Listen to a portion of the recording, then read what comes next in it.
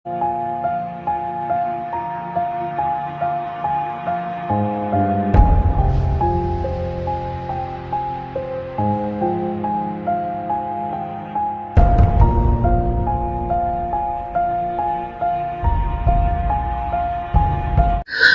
యేసుక్రీస్తు నామమున మీకు శుభము కలుగునుగాక.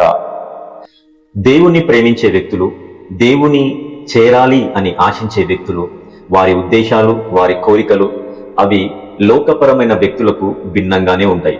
కాబట్టి అలాంటి భిన్నమైన కోరికలు కలిగిన లేదా భిన్నమైన ఆలోచనలు కలిగిన ఒక దేవుని సేవకుని యొక్క ఆలోచన, ఆయన కమిట్మెంట్స్, దేవుని విషయమైన ఆయన ఉద్దేశాలు ఏ విధంగా ఉన్నాయి, దేవుని కొరకు తన కోరికలను ఆయన ఏ విధంగా మలుచుకున్నాడు, దేవుని కొరకు ఆయన ఆలోచనలు, ఆయన ఏ విధంగా ఉద్దేశాలు కలిగి ఉన్నాడు. నేను నీ ధర్మశాస్త్రమునందు ఆశ్చర్యమైన సంగతులను చూచున్నట్లు నా కన్నులు తెరువుము. నేను భూమి మీద పరదేశినై ఉన్నాను, నీ ఆజ్ఞలను నాకు మరుగు చేయకుము. దావీదు ఇక్కడ మాట్లాడుతున్నాడు, నేను ధర్మశాస్త్రమందున్న ఆశ్చర్య కార్యాలను చూచున్నట్లుగా నా కన్నులు తెరువు అని దేవుణ్ణి అడుగుతున్నాడు. అంటే ధర్మశాస్త్రంలో రాయబడి ఇచ్చిన ఈ వాక్యంలో భౌతిక నేత్రాలకు కనబడేటట్టుగా రాయబడిన ఈ అక్షరాలు, భౌతిక నేత్రాలకు కనబడినట్లుగా రాయబడిన ఈ గ్రంథం, ఈ వాక్యం నీ ఆత్మకు లేదా నీ మనసుకు అది అర్థమవ్వదు. ఒకవేళ భౌతిక సంబంధమైన అక్షరాల ద్వారా రాయబడిన ఈ వాక్యం నీ మనస్సుకు గాని నీ ఆత్మకు గాని అది అర్థం అవ్వకపోతే అది ప్రయోజనం లేదు. ఎందుకు అనంటే మిగతా పుస్తకాలకు పోలి ఈ వాక్యం రాయబడిన బైబిల్ గ్రంథం లేదు. మిగతా జనరల్ బుక్స్, సాధారణమైన పుస్తకాలు వేరు, దేవుని వాక్యం, రాయబడిన దేవుని వాక్యం వేరు. ఈ వాక్యం నీకు అర్థం కావాలి అనంటే నీ ఆత్మ కనులు తెరవబడాలి.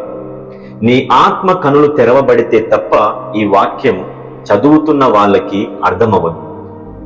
అఫ్ కోర్స్ ఈ వాక్యం చదవడము కంటే ధ్యానించడంలోనే ఎక్కువ దీవెన. చదవడం అనే మాట కన్నా ధ్యానించడం అన్న మాటను ఉపయోగించడం కరెక్ట్గా ఉంటుంది. కాబట్టి ఏ వ్యక్తి అయితే దేవుణ్ణి ప్రేమించాలి లేదా ఏ వ్యక్తి అయితే దేవుణ్ణి ఇష్టానుసారంగా ఈ భూమి మీద బ్రతకాలి అని అనుకుంటాడో ఆ వ్యక్తి ఖచ్చితంగా ఈ రాయబడిన ఈ పరిశుద్ధ గ్రంథమైన బైబిల్ని ఖచ్చితంగా అర్థం చేసుకున్న అనుభవంలో ఉంటే తప్ప ఆ వ్యక్తి దేవుని చిత్తాన్ని అర్థం చేసుకోలేడు. ఒకవేళ దేవుని చిత్తం ఏ వ్యక్తి అయినా అర్థం చేసుకోలేకపోతే ఆ వ్యక్తి దేవునికి ఇష్టానుసారంగా ఈ భూమి మీద బతకడం అనేది సాధ్యము కాని పని. కాబట్టి నీవు దేవునికి ఇష్టానుసారంగా బ్రతకాలనుకుంటున్నావా? అయితే నువ్వు ఖచ్చితంగా దేవుని ఉద్దేశాలను నువ్వు అర్థం చేసుకున్న వ్యక్తివై ఉండాలి. దేవుని ఉద్దేశాలను అర్థం చేసుకోగలగాలి అనంటే నువ్వు ఖచ్చితంగా రాయబడిన ఈ వాక్యాన్ని లేదా బైబిల్ గ్రంథాన్ని నువ్వు అర్థం చేసుకోవాలి. ఇది నువ్వు అర్థం చేసుకుంటే తప్ప నువ్వు దేవుని చిత్తాన్ని లేదా దేవుని ఉద్దేశాలను నువ్వు అర్థం చేసుకోలేవు. చూడండి, చాలా మంది బైబిల్ని 100 రోజుల్లో లేదా సంవత్సరంలో లేదా ఇన్ని రోజుల్లో అని చెప్పేసి బైబిల్ మొదటి నుండి చివరి వరకు చదివి పూర్తి చేయడం అనేది ఒక ఛాలెంజింగ్ గా తీసుకొని దాన్ని చదివి పూర్తి చేస్తారు. సంతోషం, మంచిది. కానీ నువ్వు చదివి దాన్ని పూర్తి చేయడంలో నీవు ఒక ఛాలెంజ్ని విన్ అయ్యి గెలిచి నువ్వు బహుమానం పొందుకోవడమే నీకు ఉంటది. కానీ అలా చదివి ముగించేదాన్ని బట్టి నీ ఆత్మకే గాని లేదా భౌతిక సంబంధమైన శరీర జీవితానికి కానీ ఎటువంటి దీవెన, ప్రయోజనం ఉండనే ఉండదు. ఎందుకు ఉండదు అనంటే ఈ వాక్యం కేవలము చదివి నువ్వు ఏదో ఛాలెంజ్గా తీసుకొని చదవడానికి కాదు ఈ వాక్యం ఉన్నది. ఈ వాక్యం ఉన్నది చదవడానికి. ఎందుకు చదవాలి అనంటే ఈ వాక్యంలో రాయబడింది దేవుని ఉద్దేశాలు, దేవుని ఆలోచనలు. ఏ వ్యక్తి అయితే దేవునికి ఇష్టానుసారంగా బ్రతకాలని ఆశపడతాడో లేదా ఏ వ్యక్తి అయితే దేవుని చిత్తాన్ని భూమి మీద చేయాలని ఆశపడతాడో ఆ వ్యక్తి ఖచ్చితంగా ఈ వాక్యాన్ని చదివిన వ్యక్తి అయి ఉండాలా లేదా అర్థం చేసుకునే వ్యక్తి అయి ఉండాలా. అలా అయితే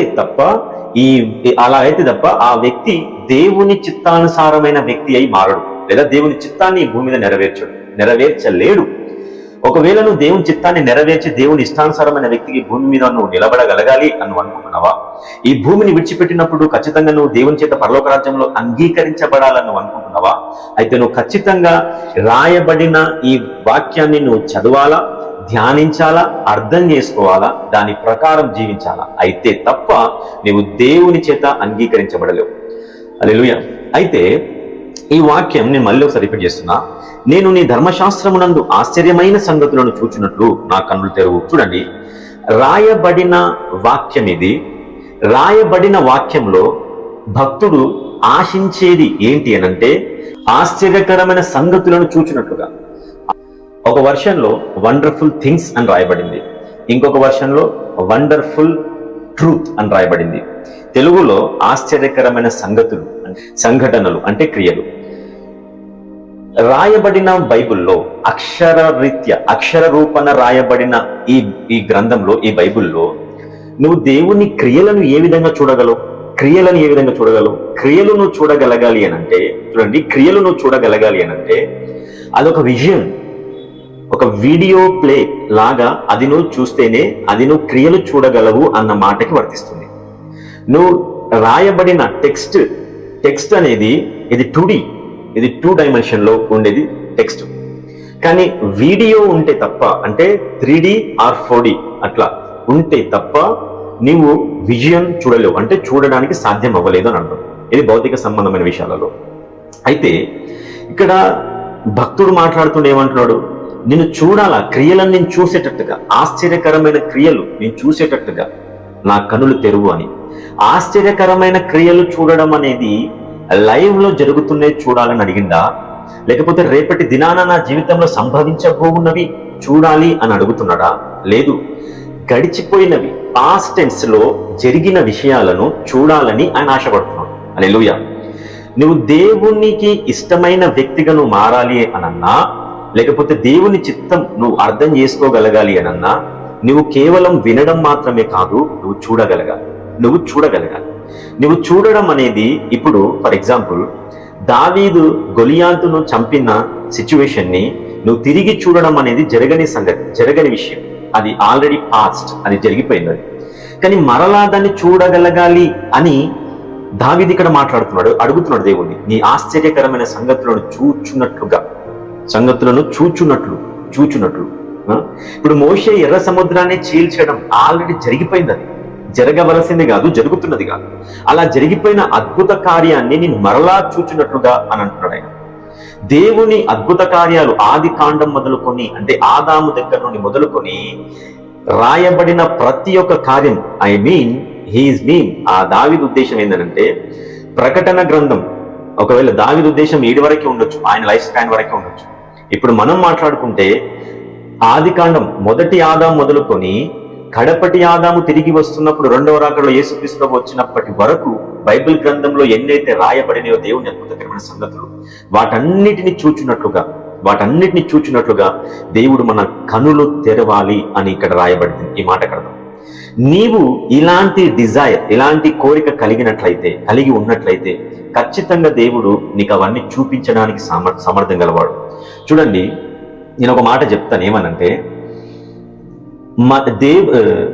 క్రీస్తులో ఉన్నవాడు నూతన సృష్టి అని వాక్యం చెప్తుంది. క్రీస్తులో ఉన్నవాడు నూతన సృష్టి.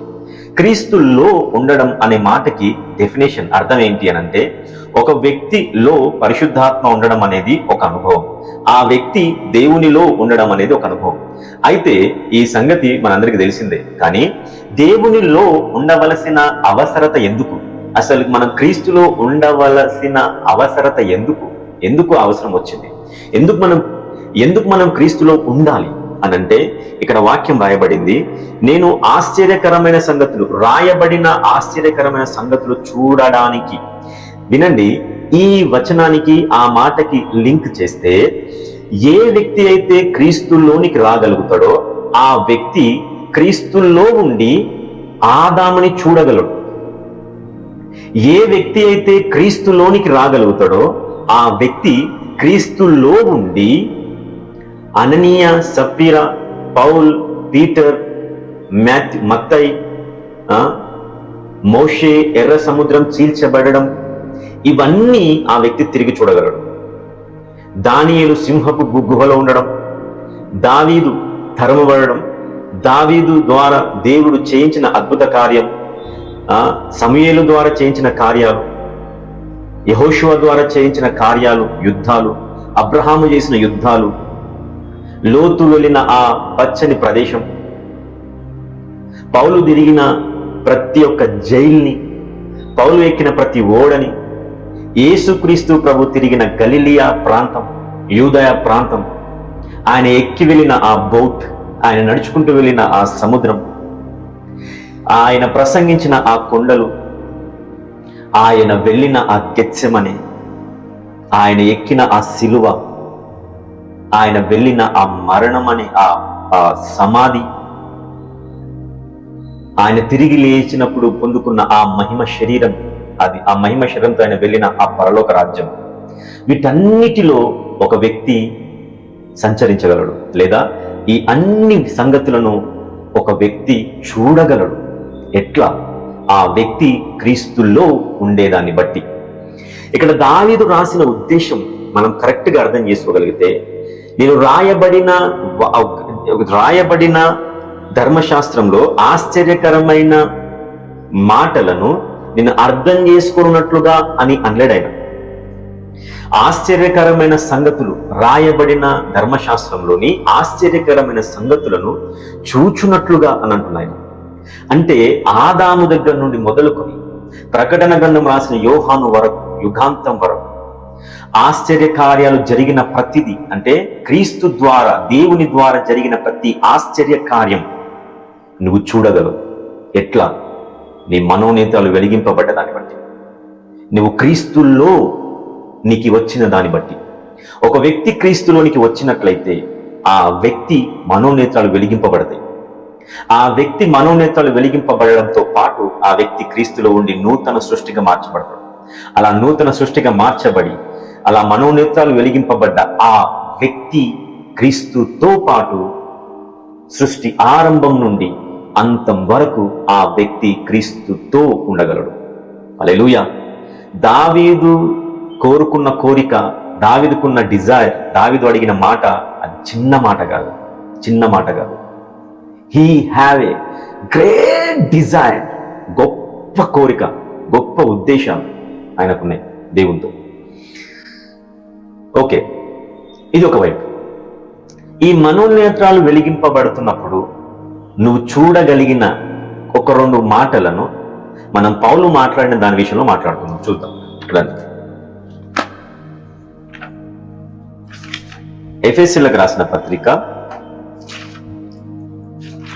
1వ అధ్యాయం 17వ వచనం నుంచి చదువుతున్నాను, వినండి. మరియు మీ మనోనేత్రములు వెలిగింపబడినందున ఆయన మిమ్మును పిలిచిన పిలుపు వల్లనైనా నిరీక్షణ ఎట్టిదో, ఒకటి నిరీక్షణ. రెండవది పరిశుద్ధులలో ఆయన స్వాస్థ్యము యొక్క మహిమైశ్వర్యము ఎట్టిదో, రెండవది మహిమైశ్వర్యము. ఆయన క్రీస్తునందు వినియోగపరచిన బలాతిశయమును బట్టి విశ్వసించు మనయందు ఆయన చూపుచున్న తన శక్తి అపరిమితమైన మహాత్యం ఎట్టిదో, ఆయన శక్తి యొక్క అపరిమితమైన మహాత్యం. మూడవది మీరు తెలుసుకొనవలెనని మన ప్రభువైన యేసుక్రీస్తు యొక్క దేవుడైన మహిమాస్వరూపియగు తండ్రి తన్ను తీసుకొనుటయందు మీకు జ్ఞానమును ప్రత్యక్షతయు గల మనస్సు అనుగ్రహించున్నట్లు నేను మీ నా ప్రార్థనలను మన గురించి జ్ఞాపకం చేసుకుంటున్నాను. హల్లెలూయా. మనోనేత్రాలు వెలిగింపబడ్డ దాన్ని బట్టి నువ్వు అర్థం చేసుకునవలసినవి కొన్ని విషయాలు ఇక్కడ పౌలు చెప్తున్నాడు. మనోనేత్రాలు వెలిగింపబడుతున్నప్పుడు నీ మైండ్ యాక్టివ్ అవుతుంది. నీ మైండ్ యాక్టివేట్ అవుతున్నప్పుడు నువ్వు ఆలోచించాల్సిన విధంగా నువ్వు ఆలోచిస్తావు. నువ్వు పొందుకున్న పరిశుద్ధాత్మను బట్టి నీవు పరిశుద్ధాత్మలోనికి వెళ్ళడానికి అవకాశం ఉంటుంది. నువ్వు పరిశుద్ధాత్మలోనికి వెళ్తున్నప్పుడు నీ ఆత్మ కనులు తెరవబడతాయి. నీ ఆత్మ కనులు తెరవబడుతున్నప్పుడు నీ మైండ్ యాక్టివేట్ అవుతుంది. నీ స్పిరిచువల్ మైండ్ లేదా నీ మైండ్ అది సాధారణమైన రీతిలో పనిచేయకుండా అసాధారణమైన రీతిలో అది పనిచేయడం స్టార్ట్ అవుతుంది. అంటే సూపర్ న్యాచురాలిటీ అనేది అక్కడ యాక్టివేట్ అవుతుంది. ఎప్పుడు నీ స్పిరిచువల్ ఐస్ ఓపెన్ అయినప్పుడు, నీ ఆత్మ కనులు తెరవబడినప్పుడు నీవు అసాధారణమైన వ్యక్తిగా ఆలోచించడం ఆరంభిస్తావు. ఇలా నువ్వు అసాధారణమైన వ్యక్తిగా ఆలోచించడం నువ్వు ఆరంభించావు, నీ ఆత్మ కనులు తెరవబడ్డాయి అనే అనుభవంలోకి నువ్వు వచ్చినవు అనంటే నీకు అర్థమవ్వాల్సిన విషయం ఏంది? నువ్వు క్రీస్తులోనికి వచ్చిన వ్యక్తివి అని అర్థం. ఏ వ్యక్తి అయితే క్రీస్తులో వచ్చాడో ఆ వ్యక్తి టైం ట్రావెల్ చెయ్యగలడు. ఆ వ్యక్తికి సమయం అనేది ఉండదు, ఆ వ్యక్తికి లిమిట్స్ అనేటివి ఉండవు. క్రీస్తు ఏ విధంగా అయితే ఉన్నాడో ఆది నుండి అంతం వరకు క్రీస్తులోనికి వచ్చిన వ్యక్తి కూడా ఆ విధంగా ఉండగలడు, క్రీస్తులో ఉండేదాన్ని బట్టి ఆది నుండి అంతం వరకు. అలా ఉంటున్నప్పుడు దేవుని ఆశ్చర్యకరమైన సంగతులను వినడం మాత్రమే కాదు, అర్థం చేసుకోవడం మాత్రమే కాదు, నువ్వు చూడగలవు. చీల్చబడిన ఎర్ర సముద్రాన్ని చీల్చబడుతున్నట్టుగా నువ్వు మరలా చూడగలవు. హల్లెలూయా, హల్లెలూయా, ఇన్ జీసస్ నేమ్. నేను మరలా ఇక్కడికి వస్తున్నా. 119వ కీర్తన 19వ వచనం. నేను భూమి మీద పరదేశినై ఉన్నాను, నీ ఆజ్ఞలను నాకు మరుగు చేయకుము. నేను భూమి మీద పరదేశినై ఉన్నా, నీ ఆజ్ఞలను నాకు మరుగు చేయకు అని మరలా రాస్తున్నాడు దాన్ని కంటిన్యూషన్గా. భూమి మీద ఏ వ్యక్తి అయితే క్రీస్తులో ఉన్న వ్యక్తి అయి ఉంటాడో ఆ వ్యక్తి ఈ నశించడానికి సిద్ధమై ఉన్న ఈ భూమికి సంబంధించిన వ్యక్తిగా ఆ వ్యక్తి పరిగణించబడడు. ఆ వ్యక్తి ఉద్దేశాలు, కోరికలు, తలంపులు అన్నీ ఈ నశించిపోవడానికి సిద్ధంగా ఉన్న ఈ లోకానికి లేదా ఈ యుగానికి లేదా ఈ భూమికి సంబంధించిన విధంగా ఉండవు. ఆ వ్యక్తి యొక్క ఉద్దేశాలు, ఆ వ్యక్తి యొక్క ఆలోచనలు అన్నీ నిత్యమైన ఆ మహిమ రాజ్యానికి సంబంధించినవిగా అవి ఉంటాయి. కాబట్టి ఆ వ్యక్తి తన గురించి తాను ఏ విధంగా ఆలోచిస్తాడు అనంటే, నేను ఈ లోకానికి సంబంధించిన వ్యక్తిని కాను అని. అలాగ నువ్వు నిన్ను గురించి నువ్వు అర్థం చేసుకోగలిగితే, నీ ఒరిజినాలిటీ నీకు ఈ విధంగా అర్థమైతే, అప్పుడు నువ్వు ఖచ్చితంగా దేవుని ఆజ్ఞలను నువ్వు ఇష్టపడతావు. చూడండి, ఒక మాట చెప్తాను. దేవుణ్ణి చేరుకోవాలని నీకు ఆశ కలిగి ఉన్నట్లయితే, దేవుణ్ణి చేరుకోవాలను, యేసుక్రీస్తు ప్రభుని చేరాలి అన్న ఆశ, కోరిక నీకు ఉన్నట్లయితే, నువ్వు కేవలము చేయకూడని పాపపు పనులు చేయకుండా అలా ఉండిపోతే సరిపోదు. చేయకుండా ఉండవలసిన పాపపు పనులు చేయకుండా అలా ఉండిపోతే సరిపోదు. దాంతో పాటు చేయవలసిన పనులు కూడా నువ్వు చేయగలగాలి. చేయవలసిన పనులు అంటే ఏంటి అనంటే, దేవుడు మనకు తన వాక్యంలో రాయబడిన వాక్యము ద్వారా రాసి ఇచ్చిన ఆయన ఆజ్ఞలే. ఆ ఆజ్ఞలను నువ్వు చేస్తూ చేయకూడని నువ్వు పాపపు పనులు లేక ఇహ సంబంధమైన లోకపరమైన పాపము నువ్వు చేయకుండా ఉండగలిగితే తప్ప నీవు క్రీస్తును చేరుకోవడం అసాధ్యం. అలా చేస్తూ రాయబడిన ఈ వాక్యాన్ని నువ్వు ధ్యానించినప్పుడు దేవుని అద్భుత కార్యాలను నువ్వు చూడగలిగే విధంగా దేవుడు నీ ఆత్మ కనులు తెరుస్తాడు. నీ ఆత్మ కనులు తెరిచినప్పుడు నీ మనసు, నీ మైండ్ అది యాక్టివేట్ అయ్యి అది ఏ విధంగా అయితే పని చేయాలో ఆ విధంగా ప్రాపర్ వేలో అది పనిచేస్తుంది. అలా ప్రాపర్ వేలో అది పనిచేయడం, సరి అయిన విధంగా అది పనిచేయడం అంటే అర్థమైంది తెలుసా? పాపము చేయకుండా ఉన్నప్పుడు అంటే ఆదాం ఆజ్ఞ అతిక్రమించినప్పుడు ఆయన ఉద్దేశాలు, ఆయన తలంపులు ఏ విధంగా ఉన్నాయో ఆ విధమైన మైండ్ సెట్ నువ్వు కలిగి ఉంటావు అని అన్నావు. అలా నువ్వు ఆ విధమైన మైండ్ సెట్ నువ్వు కలిగి ఉన్నప్పుడు నువ్వు ఆటోమేటిక్గా నువ్వు దేవుని ఇష్టమైన వాటిని నువ్వు చేయడానికి ఉద్దేశాలు కలిగి ఉంటావు. నువ్వు చేయాలని ప్రయత్నం చేస్తావు. దేవునికి నచ్చనివి చేయకూడదు అని నువ్వు అనుకుంటావు. కాబట్టి అప్పుడు నువ్వేమడుగుతావు దేవునికి? ప్రభువా, నీకు ఇష్టం లేనివి నేను చేయకూడదు. అలాగ అడగడమే ఇక్కడ భక్తుడు రాసినట్టుగా నీ ఆజ్ఞలను నాకు చూపి, నీ ఆజ్ఞలు నాకు నేర్పియు అని. హల్లెలూయా. ఏ వ్యక్తి అయితే దేవుని ఆజ్ఞలను ప్రేమిస్తున్నాడో ఆ వ్యక్తి దేవునికి ఇష్టం లేనివి చేయకూడదు అని అనుకుంటున్నాడు అన్నాడు. అలాగా అనుకుంటున్నాడు, ఉద్దేశాలు కలిగి ఉన్నాడు అని అంటే ఆ వ్యక్తి మైండ్ మారింది అన్నాడు. ఆ వ్యక్తి మనస్సు మారింది అనంటే ఆయన రాయబడిన వాక్యంలో దేవుని అద్భుత కార్యాలను చూడగలుగుతున్నాడు అని అర్థం. దేవుని అద్భుతకరమైన కార్యాలను చూడగలుగుతున్నాడు అనంటే ఆయన మనోనేత్రాలు వెలిగింపబడ్డాయి అని అర్థం. ఆయన మనోనేత్రాలు వెలిగింపబడ్డాయి అనంటే ఆయన పరిశుద్ధాత్మలో ఉన్నాడు అని అర్థం. ఆయన పరిశుద్ధాత్మలో ఉన్నాడు అనంటే ఆయన క్రీస్తులో ఉన్నాడు అని అర్థం. ఆయన క్రీస్తులో ఉన్నాడు అనంటే ఆయన నూతన సృష్టి అని అర్థం. ఆయన నూతన సృష్టి అనంటే ఆయన తిరిగి జన్మించాడు అని అర్థం. ఆయన తిరిగి జన్మించాడు అనంటే ఆయన పాత జీవితం క్రీస్తుతో పాటు సిలువ వేయబడింది అని అర్థం. హల్లెలూయా. 2025 సంవత్సరాల క్రితం సిలువ వేయబడిన ఆ యేసు క్రీస్తుతో పాటు ఈ రోజు ఈ 2025 ఈ నవంబర్ మాసంలో నీవు సిలువ వేయబడ్డట్టుగా అని నువ్వు అనుకుంటున్నట్లయితే అది హౌ ఇట్ ఈస్ పాసిబుల్? అది ఎలా సాధ్యమైంది? క్రీస్తు ఎప్పుడో సిలువ వేయబడ్డాడు, నీవు ఈ కాలంలో ఉన్నావు. నీకు క్రీస్తుకు 2025 సంవత్సరాల వ్యవధి భేదం ఉన్నది. అంత భేదం ఉండి అంత వ్యత్యాసం ఉన్న నీవు ఏ విధంగా ఆయనతో పాటు సిలువ వేయబడ్డావు? అసలు పౌలు ఏ విధంగా సిలువ వేయబడ్డాడని అంటున్నాడు? ఆయన దేవుణ్ణి ప్రేమిస్తున్న ప్రతి వ్యక్తి ఏ విధంగా అలా సిలువ వేయబడుతున్నారు అని అంటే దానికి ఒకటే, ఎవరైతే క్రీస్తులోనికి వచ్చారో వాళ్ళు నూతన సృష్టి, వాళ్ళు క్రీస్తులో ఉన్న వ్యక్తి. క్రీస్తులో ఉండడం అనంటే సదాకాలం, from past to end, from beginning to end, ఆ వ్యక్తి కూడా క్రీస్తులో ఉండి ఉన్నవాడు. హల్లెలూయా. ప్రభువైన యేసుక్రీస్తు కృప, ఇలాంటి ప్రత్యక్షత, ఇలాంటి కోరిక, ఇలాంటి అనుభవంలో ఈ వాక్యం వింటున్న ప్రతి యవనస్తుడికి, యవనస్తురాలికి అనుగ్రహించునుగాక. ఆమేన్. ప్రభు కృప మీకు తోడైండునుగాక. Praise the lord.